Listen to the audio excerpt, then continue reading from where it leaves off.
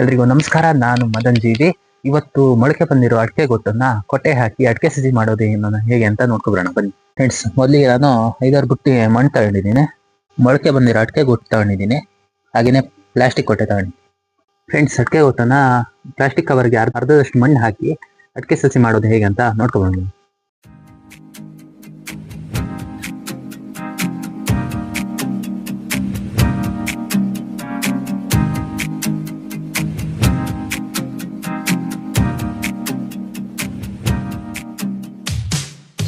ಮೊದಲಿಗೆ ಗೆರಟೆನ ಈ ಥರದ್ದು ಏನಾರು ತಗೊಂಡು ಮಣ್ಣು ಹಾಕಕ್ಕೆ ಈಸಿ ಆಗುತ್ತೆ. ತಗೊಂಡ್ರೆ ಇದು ಮುಕ್ಕಾಲು ಅಥವಾ ಅರ್ಧ ಅಷ್ಟು ಹಾಕ್ಬೇಕು ಮಣ್ಣಾಗ.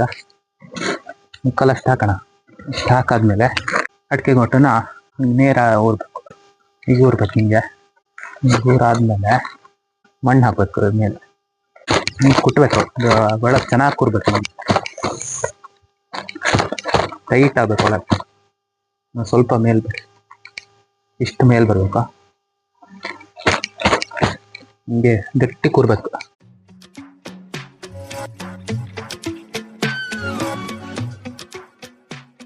ನೋಡಿ ಈ ತರ ಮಧ್ಯ ಬರ್ಬೇಕು. ಈ ತರ ಹಿಂಗಾಗ್ಬೇಕು ಫ್ರೆಂಡ್ಸ್. ಇಷ್ಟಾದ್ಮೇಲೆ ಈ ತರ ಈ ತರ ಜೋಡಿಸ್ಬೇಕು. ನೋಡಿ ಸೈಡಿಂದ ಜೋಡಿಸ್ತಾ ಬರೋಣ. ಈ ತರ ಕರೆಕ್ಟ್ ಕೂರ್ಬೇಕು. ಎಲ್ಲದೂ ಇದೇ ತರ ಮಾಡ್ಕೊಂಡ್ರೆ ಒಂದು ಮುಕ್ಕಾಲಷ್ಟು ಮಣ್ಣು ಹಾಕೋದು. ಮಣ್ಣು ಹಾಕಾದ್ಮೇಲೆ ಅಡಿಕೆ ಗೊಟ್ಟು ತಗೊಂಡು ಮಧ್ಯೆ ಇಟ್ಕೋಬೇಕು. ಮಧ್ಯೆ ಇಟ್ಟು ಮತ್ತೆ ಮಣ್ಣು ಹಾಕ್ಬೇಕು. ಗಟ್ಟಿ ಕೂರ್ಬೇಕು ಅಡಿಕೆ ಗೊಟ್ಟು ಮಧ್ಯ. ಕೊಡ್ತಕ್ಕೂ ಮಣ್ಣೆಲ್ಲ ಚೆನ್ನಾಗಿ ಒಳಗೆ ಹೋಗ್ಬರುತ್ತೆ.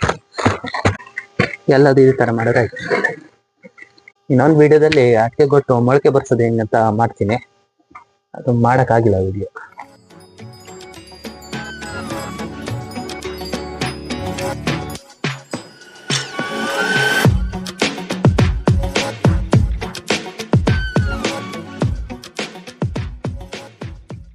ಇದು ಇನ್ನೊಂದ್ ತರಾನು ಮಾಡ್ತಾರೆ. ಇದಕ್ಕೆ ಮಣ್ಣಿಗೆ ಗೊಬ್ಬರ ಅಥವಾ ಮರಳು ಮಿಕ್ಸ್ ಮಾಡ್ಕೊಂಡು ತುಂಬ್ತಾರೆ. ಈಗ ನಾವೇನು ಹಾಕಿಲ್ಲ, ಹಂಗೆ ತುಂಬ್ತಾ ಇದೀವಿ. ನೋಡೋಣ ಹೆಂಗ್ ಬರುತ್ತಂತ.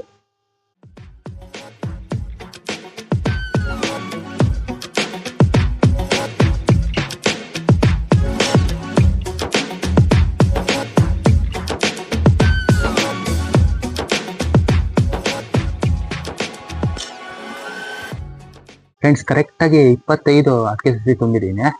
ಇನ್ನೂ ತುಂಬಾಕಿದ್ದಾವೆ.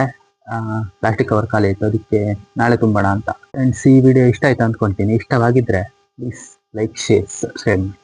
ಧನ್ಯವಾದಗಳು.